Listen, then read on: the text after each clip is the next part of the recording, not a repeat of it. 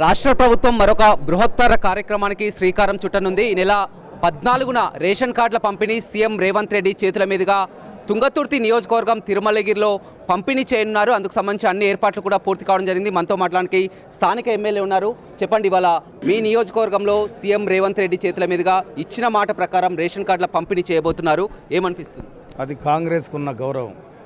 ప్రజల పట్ల కాంగ్రెస్ పార్టీకి రాష్ట్ర ముఖ్యమంత్రి రేవంత్ రెడ్డి గారు రాహుల్ గాంధీ గారు ఇచ్చిన ఆదేశాన్ని శిరస వహిస్తూ ఈ రాష్ట్ర ప్రజలకు 6 గ్యారెంటీలకు భాగమైన రేషన్ కార్డు వ్యవస్థను ప్రజల మధ్య తీసుకుపోవడానికి మరి తుంగతుర్తిని ఎంచుకోవడం, మరి తిరుమలగిరిలో పెడతాని ముఖ్యమంత్రి గౌరవనీయులు రేవంత్ రెడ్డి గారు దీటి అన్నింటిలో కూడా సహకారం చేస్తున్న ఈ జిల్లా మంత్రివర్యులు ఉత్తమ్ కుమార్ రెడ్డి గారికి నేను హృదయపూర్వక ధన్యవాదాలు తెలియజేస్తా ఉన్నా. ఇక్కడ కూడా అంతా సామాన్యమైన కుటుంబం, సామాన్యమైన కుటుంబాలు రేషన్ కార్డు కోసం 15 సంవత్సరాలు ఎదురు చూస్తూ ఉన్నారు. వాళ్ళు రేషన్ కార్డు బదులేమో పోయిన గవర్నమెంటు ఇసుక బుక్కిండ్రు, రేషన్ కార్డు ఏమంటేనేమో వాళ్ళు ఇసుక బుక్కిండ్రు. ఇప్పుడే ఇసుక బంద్ చేసి రేషన్ కార్డు ద్వారా సన్నబియ్యం ఇస్తున్నాం. ఆ ప్రభుత్వానికి ఈ ప్రభుత్వానికి ఉన్న తేడా, ఆ నాయకునికి ఈ నాయకుని ఉన్న తేడా ఇది. వాళ్ళేమో తొక్కించుకుంటూ పోయిన జనాన్ని. కానీ ఎక్కడైతే మూలుగుతున్న జనం ఎవరైతున్నారో, ఆకలితో నలబడిస్తున్న జనం ఎవరైతే ఉన్నారో వాళ్ళందరికీ కూడా అన్నం పెట్టాలని ఇంటికి 5 మంది ఉంటే 30 కిలోల సన్నబియ్యం ఇచ్చి ఈ రాష్ట్ర ప్రభుత్వం ఈ పేదరికాన్ని ఆదుకుంటానికి ఇందిరమ్మ రాజ్యంలో సాగిన మాత్రమైన ప్రభుత్వ విధానం ఇది. మొన్న సీఎం రేవంత్ రెడ్డి కూడా ఒక మాట మాట్లాడడం జరిగింది. చివాకులు పేలుతున్నారు, కేటీఆర్ జాగ్రత్త, మేము సమాధానం చెప్పాలంటే మా మందుల సామెలు ఒక్కరు చాలని కూడా వ్యాఖ్యలు చేస్తారు. నేను ఒక్కనే చాలకు ఒక్కనే చాలు, వాళ్ళ దొండకు పదరతగా ఆడుతుంది నేను సరిగ్గా నోరిపితే. ఎందుకు చర్చకు రమ్మంటే వస్తలేరు, భయపడుతున్నారా? వారు చర్చకు రమ్మంటున్నారు. ప్రెస్ క్లబ్ వేదికగా కూడా ఒక చైర్ వేశారు, మొత్తం కూడా చర్చిద్దామని రమ్మంటున్నారు. ఏమని చర్చకు ఆహ్వానిస్తున్నారు మొత్తం రైతులను. పబ్లల్లా హోటళ్ళల్లో కూర్చొని సినిమా యాక్టర్తో కూర్చొని వస్తారా? ప్రజలలో కూర్చుంటూ వస్తారు. ప్రజలకు వేదిక ఏది? అసెంబ్లీ. అవునా? నిండుగా ఈ ప్రజలంతా గెలిపించి అసెంబ్లీ పంపిస్తారు. నువ్వు ఆర్డర్ ఆడుకోమొచ్చే పబ్లో పంపారు. అవునా? ఆర్డర్ ఆడుకొని నువ్వు ఇష్టం చేయి, ఏ గురులాడు అది దుంకులాడంటే ఆడికి పంపారు. అందుకోసమనే వాళ్ళ చిల్లర చేస్తారు. ప్రజలు కూడా నమ్మతలేరు. వాళ్ళ చిల్లర అయిపోయింది. వాళ్ళు ఎప్పుడైతే టీఆర్ఎస్ పదాన్ని, తెలంగాణ పదాన్ని వాళ్ళు తొలగించుకోరో ఆనాడు వాళ్ళ పతనం స్టార్ట్ అయిపోయింది.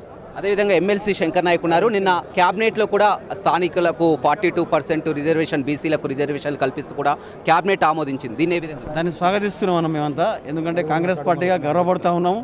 42% రిజర్వేషన్ అనేది ఆనాడు కాంగ్రెస్ పార్టీ మేనిఫెస్టో లేకున్నా మా నాయకుడు రాహుల్ గాంధీ గారు చెప్పిన మాట ప్రకారం ఇవాళ కాంగ్రెస్ పార్టీ నిలబెట్టుకుంది. కాబట్టి దానికి మేము స్వాగతిస్తూ ఉన్నాం, హర్షిస్తూ ఉన్నాం. ఎందుకంటే ఇలా కాంగ్రెస్ పార్టీ మీ అందరికీ తెలుసు, మొదటి నుంచి ఇచ్చిన మాట ఉంటే తప్ప కాంగ్రెస్ పార్టీ ఎన్నడూ కూడా ప్రజలకు మోసం చేయదని చెప్పి తెలియజేస్తున్నాం. ఎందుకంటే ఈ 42%ని మేము తప్పక స్వాగతిస్తూ ఉన్నాం, దీన్ని అమలు చేస్తూ ఉన్నాం. ఎలా చూస్తారు 42%? బ్రహ్మాండం. సామాజిక న్యాయం అనేది ఒక కాంగ్రెస్ ద్వారా జరుగుతుంది, ఏ పార్టీ ద్వారా జరగదు. ఎందుకంటే పోయిన సర్కార్లో ఇవాళ కాంగ్రెస్ పార్టీ ఇవాళ ముగ్గురికి ఇవాళ మంత్రివర్గంలో స్థానం కల్పించారు. పొన్నం ప్రభాకర్, కొండ సురేఖ, మొన్న ఎవరు ఆయన వాకిడి సిఆర్ గారికి. సామాజిక న్యాయం కాంగ్రెస్తో జరుగుతుంది, కానీ వీళ్ళతో కంత్రికాలతో జరుగుతుందా? ఈ ముగ్గురు బీసీలకు ఇచ్చిండ్రు, ఇవాళ ముగ్గురు ఎస్సీలకు ఇచ్చిండ్రు, 5 మంది ఎస్సీలకు ఇచ్చిండ్రు. ఇక్కడ సామాజిక న్యాయం అంటే అది ప్రజలను గౌరవించే విధానం. అది తర్వాత అణగారిన వర్గాలు ఏతున్నో పైకి తీసుకురావడం కాంగ్రెస్ పార్టీకి సాధ్యం తప్ప వీళ్ళతో కాదు. అణగారిన వర్గాలను అనిచిన పార్టీ అది. ఏ ఉద్దేశంతోనైతే వేలాది మంది అమరవీరులు తెలంగాణ త్యాగపాలంతో తెలంగాణ వచ్చిందో ఆ తెలంగాణ అడ్డం పెట్టుకొని మొత్తం ఇసుక దోసుక తిన్నారు, భూములు దోసుక తిన్నారు. ఆఖరి చీప్ లిక్కర్ల పోయి తయారు జైల్లో ఉన్నారు. ఇంక అంతకంటే కావాలి ఈ రాష్ట్రాన్ని చేసిన మోసానికి. అందుకనే వీళ్ళని ప్రజలు నమ్మరు. ఒక మాట వాళ్ళు కేటీఆర్ కానీ, హరీష్ రావు కానీ, కేసీఆర్ కానీ చెప్పాలి.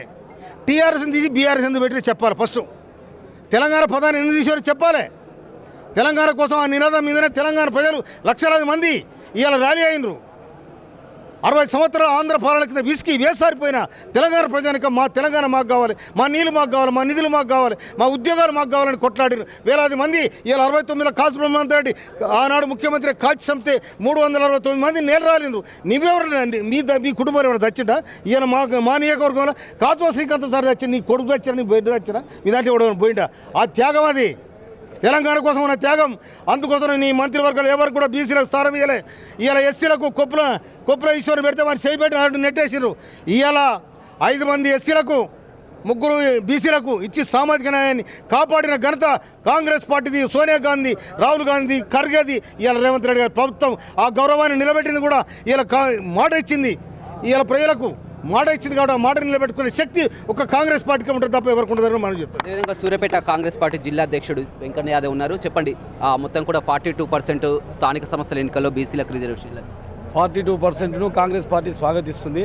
సూర్యాపేట జిల్లా కాంగ్రెస్ పార్టీ అధ్యక్షుడిగా మేము ముఖ్యమంత్రి గారికి, ఉప ముఖ్యమంత్రి గారికి, పొన్నం ప్రభాకర్ గారికి, క్యాబినెట్కి మేము ధన్యవాదాలు తెలియజేస్తున్నాం. కాంగ్రెస్ పార్టీ అంటేనే సామాజిక న్యాయం. సామాజిక న్యాయంతో పాటు సామాజిక రాజ్యాధికారం కూడా కాంగ్రెస్ పార్టీలో సాధ్యమవడానికి ఇదే నిదర్శనం. రైట్, చూడొచ్చు మొత్తం మీద అంతా కూడా హర్షం వ్యక్తం చేస్తున్నటువంటి ఆ పరిస్థితి అయితే కనిపిస్తుందని చెప్పవచ్చు. స్థానిక సంస్థల ఎన్నికల్లో 42% రిజర్వేషన్లు కానీ అదేవిధంగా రేషన్ కార్డుల పంపిణీ కూడా ఇక్కడ చర్చించుకోవడం సంతోషకరంగా ఉందని నాయకులు చెప్తున్నటువంటి పరిస్థితి కనిపిస్తుంది. వినోస్ రవితో రమేష్, బిగ్ టీవీ, నల్గొండ.